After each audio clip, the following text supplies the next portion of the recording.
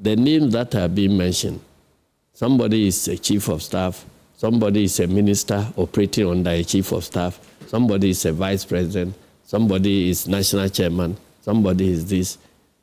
If you present them as competitors, how do you run the cabinet? And anything any of them does could easily be construed to mean campaigning for himself or herself. So if a minister who is operating under a chief of staff, you go and pitch the minister against the chief of staff. If the chief of staff gives instructions and the minister claims that the chief of staff is tormenting him, that's why he's saying do this, do that, do that, do that, it can create problems. Or if the minister is undertaking a policy and the chief of staff construed it to mean that if he takes that, we implement that policy, it's going to work against my ambition and so on. There are a whole lot of challenges that could emerge if you prematurely just go out there shouting, I'm going to be this, I'm going to be that, I'm going to be this. That's why I think that it is early days yet. 6 months into the life of a new government, we should not be talking about who replaces President Mahama in 4 years' time. And I note your overriding point is we are not there yet. We are not too early. Yeah. But I also note that you did not rule it out completely. No. No serious politician rules out any position. It's known by, because it is ambition that drives politics.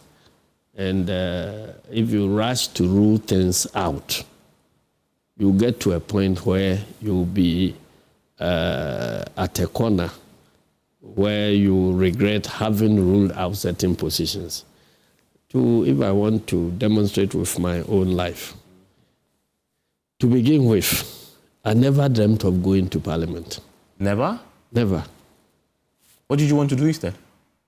No, I was a trained business guy, and I started marketing manager, bank manager, and all that, and stockbroker, and so on. So the thought of going to Parliament never crossed my mind at all until pressure began mounting from my own people that you have to do this, you have to represent our community to do this.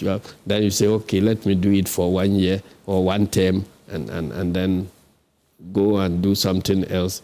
Then you do it, and everybody says you have done it so well that without you, we can't get a good replacement, so continue. That's why some of us found ourselves here as a national chairman of the party. I never planned to go to Parliament at all. I chose a different career path. But circumstances drew me to become a member of Parliament. And even as a member of Parliament, I never thought of becoming a general secretary. So as a member of Parliament, if I had done a press conference to say that, look, I would never be a general secretary in my life, it could have been a hindrance at the point where there was pressure for me to be general secretary. And even as general secretary, it was not in my plan to become national chairman. But circumstances again pushed me to become national chairman. So you don't rule out any other position. Today, if you ask me whether I want to be the General Secretary of United Nations, I would say, well, why not?